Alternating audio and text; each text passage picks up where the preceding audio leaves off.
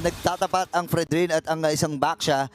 Pero sabi ni Carlito, medyo na-miss ko to eh. Medyo na, Coach RC, medyo na-miss ko yung Fredrin ha. Oo, sobrang tagal na din ni Carl. Oy. JP, okay. Matilda naman yan, so EFAS. Pero ito Aurora Gaming has pulled off a similar lineup nung kontra RRQ Hoshi. The Angela lineup na sa kamay ni Apex 47, they opted for a utility jungle. Nung time na yon, it was a Uranus. Tapos yung XP lane nila, yung hard carry dapat yung Benedetta. So ngayon parang ganun yung finifield na lineup ng Aurora Gaming ngayon. And that game, medyo nahirapan talaga yung Aurora Gaming kontra RRQ Hoshi. This time around, tignan natin kung magiging iba yung resulta. Kasi so far, ayoko kasi pag utility yung mga mga gantong hero ni Apex 47, pero saan for pop na yung Vengeance. Ayun na, pinagtutulong-tulungan sila. Pinagbabaril din dito ni Rosa. Buti na din si JP para sanggain lahat ng mga baril mula kay Rosa. And ngayon, actually gusto ko yung sinasabi mo na about dito sa composition na meron ng Aurora. Kasi nga naman, kung maaalala natin, Master the Basics, Dexter yan. May mga blacklist na jeans yan. And pwede talaga nilang maipasa yan dito sa Aurora na ginagamit na nga nila ngayon. Kung maalala natin, di ba, yung blacklist noong time na yun, sila, si Edward, di ba, gumagamit siya ng Paquito or Benedetta, tapos nakatank din sila noon, tapos naka-utility si Mamshu, di ba? So, parang ganito rin yung nagiging formula at pattern ng Aurora ngayon. Pero ang difference kasi si Apex 47, mas gusto niya kasi mga setter type eh. Tandaan mo, nag-Atlas nga yan this MSC at EWC 2025. But let's see kung ano mangyayari dahil sinusumula na ang Turtle. Okay, si Sanford buhay pa rin naman. At si Carlito nagtagumpay doon sa unang pagong nilaban. Habang bibitbit yung dalawa, Rosa dito nakikipagsabayan kay Sanji. Pero lalayo na rin muna ang Team Liquid Philippines. Nakuha nila yung pagong, nakuha nila ang kagustuhan nila at babalik mula sa kanya-kanyang rotasyon ng ating mga jungles. Later on, pag mas naging active na, JP, Circling Eagle gets na first blood drawn on to Rosa. At muli na naman nabigyan ang mid laner ng Aurora Gaming. Pinag-usapan natin to off broadcast na si Rosa may mga tendency talaga siya na medyo questionable yung kanyang mga position. Remember, yung laro nila against RRQ, yung sa top lane na nag-clear pa, yung isang Farsa na hindi na sana kailangan pa, na pwede mo naman talagang pababain dahil si Rosa nga ang inaasahan nila pagdating sa clear wave. Pero kailangan nila mag-move forward dito. Kailangan maging mindful ni Rosa sa kanyang mga posisyon. Pero dito si Cartesi, sasalubungin si TNC. Nagamit din kagad yung Turkish Pusans. At safe pa rin naman ang mga miyembro dito ng TL. Matapang yung desisyon ni Rosa na first item for the Kimi Sky Piercer. Oo nga, no? Considering na nabanggit nga natin na medyo may mga times na napapa-overextend itong si Rosa. Kaya napapunish talaga yung kanyang positioning, as you mentioned, versus RRQ, yung Farsa na nahanap ni Kiboy. Sayang yun. Napa-flicker out pa nga siya pero nauntog siya sa pader. Tapos yung game number 1 kanina lamang na medyo napalalim yung kanyang Kimi. Kaya naman na-curtain call at na-EOG ni JP tsaka na rin ni Sanford. Pero si TNZ, may nabangga na nga dito. Rosa, pumasok na rin. Okay, napagamit yung flicker si Oheb habang si Sanji ay nabitawan na rin yung kanyang Crimson Beacon. TNZ ay umaatras. Andun si Apex 47 para tulungan lamang siya with those love waves. Ikalawang pagong ay pabuhay na rin na few. At si Carlito ay sumama na rin doon sa pag-ikot. Clear wave lamang ang nagiging focus dito na magkabilang kupunan. Sige Boom. Ang maganda dito kay Sige Boom, hindi naman siya nagpapalugi palagi. Pero ang ganda kasi kay Okay Pre, ready siya palagi sa mga team fight. Level 7 na siya dito Gusto mo maglaro tayong challenge? Bilangin natin yung flicker ni Oheb na paharap versus paatras sige. Tignan natin na mamaya pero sinisimulan na ng Aurora ang Turtle. Okay, si TNC doon sinasapulang niya lahat ng mga damage. Bibit-bitin dito ni Sanji at si Carlito pa rin magtatagumpay sa pag-home. TNC ay nandun pa rin sa may harapan. Nagamit yung ultimate ni Rosa.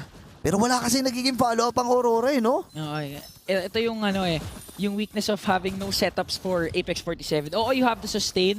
Pero with the Matilda pick kasi for TLID, kaya nilang i-bypass yung TNZ namang gugulo sa harap Literal na pag sinircling Eagle tas flicker ni JP yung backline, pwedeng maabot yan ni Oheb tsaka ni Sanford. So, napakadaling daming angles kumbaga ng Team Liquid Philippines para i-approach yung game na to kumpara sa Aurora Gaming. Pinapakita talaga ng CLPH kung bakit sila ang kampyon ng Pilipinas. Ay, wait lang! Si Carlito pumasok din. Si Rosa magiging target. TNC pagulong-gulong na with the Shield Unity. Pero puprotektahan ata nila dito ang torre nila sa may bandang ibaba. Ngayon, Sanji ay umaabante rin. Swing ata sila ng mabilisan dun sa may gitna. At iipitin na ata ito ni Sanji parang kukulungin ata dun sa may bottom at ayaw pahabulin. Oo. Pero dito sa may bandang itaas, may habulan din nagaganap Sanford at itong si Lunar. Pero tahimik pa rin, isang kill pa lang ang ating nakikita dun sa talaan. Oh, liligtas lang yan ni JP kapag medyo napalalim na si Sanji, pero ayaw tantanan nila Rosa dito. Circling Eagle na paggamit para maligtas dito si Sanji, pero makakatakas din naman si Oheb. Nandito na at mukhang tinatry pa rin nila habulin si JP, pero makakalaya din naman ang Team Liquid Philippines. Medyo nahihirapan si Sanford dito. Damage kasi. Medyo lugi siya. Ang daming kits ng isang Pakito. Nandyan yung jab, dyan yung knockout strike. Ang bilis din kumilos. Pero kung titignan natin, 4 out of 5 members from Team Liquid Philippines ay lamang pagdating doon sa economy. At maganda to para sa TL kahit medyo parang stalemate. Lamang naman sila pagdating doon sa gold. Tsaka yun yung sinasabi kanina ng panel nila Midnight na yung TL, alam kasi nila paano lumamang kahit walang nangyayaring objectives. Meanwhile, Sanford at Lunar, nagbibigayan lang dito. Nakikita mo na medyo makakalamang nga talaga ang isang Pakito. Pero things could change once mag-start na ang ating turtle fight. This time around, si TNZ nakakuha pa rin naman ng mga purple buff niya. Pero tignan natin kung silip man sila sa turtle. Pero alam nila na wala ng curtain call. Ito yung si Sanford. Kailangan ng magandang posisyon ni Rosa. TNZ ay gagapang din doon sa left mid bush. Si Sanford, i-check lamang siya. Tumama yung stun. Si Carlito pa rin na magtatagumay. Pero sinalubong! Kagad dito ng Team Liquid Philippines sa pasanin din with hard guard. Atras muna si Sanji. Hinahabol siya dito ni Lunar! At namaalam din kagad. Tapos si Rosa, free hitting lamang. Pero kailangan ng lumayo dito ng Aurora. Isa lang ang kanilang naibigay doon sa Team Liquid Philippines at maaari pang madepensahan itong gitna. Maganda pa rin ang posisyon dito ng Aurora. Pre, iba yung timpla ng TL. Usually, pag nakita mo na sinaniban na ng Angela ang isang player, di ba, lalayo ka na Lalayo. Sabihin mo, intayin natin ma-expend yung hard guard para wala na silang magagawa. Pero TL, nung sumanim si TNZ nung bumangga, gumawa pa sila. After nila makuha yung turtle, kasi alam nila ganun yung kanilang kaalamangan. Front to back nila yung maganda. And si JP, kayang-kaya nila maabot if ever makakapag-free hit etong si Siggy Boom. So all bases covered talaga dito for Team Liquid Philippines. And with the lack of crowd control sa side ng Aurora Gaming, it enables Sanji tsaka Oeb to have the flicker na alam mong kaya nilang i-expend paharap kasi nga, pag sumobra, nandyan si Daddy JP para iligtas sila with the guiding wind. Ilang beses na natin nakita yan. And tama ka dun buti nilang na-point out mo yun, Ingan. Sobrang kulang talaga nung stun. Sobrang kulang nung control. And kung titignan mo sa TLPA, isang damakmak naman yung kanilang control dito. Yung curtain call, dalawa pwedeng mahawakan. Yung mga taunts, yung energy eruption from Carl TZ, and yung mga lanterns flare para dito kay Sanji. Actually, halos lahat sila, bukod kay Oe, merong pang-control Pero this time, ilalayo muna na din si Sanji. Naiwasan din yung Appraiser's Wrath. Lalaban pa si TNC dito, nakasanib na with the hard guard. Pero kulang talaga sila dito, no? Ayun yung disiplina ng Team Liquid, Nung second turtle... Wait lang. Ipiniplex yung machong horse, pre,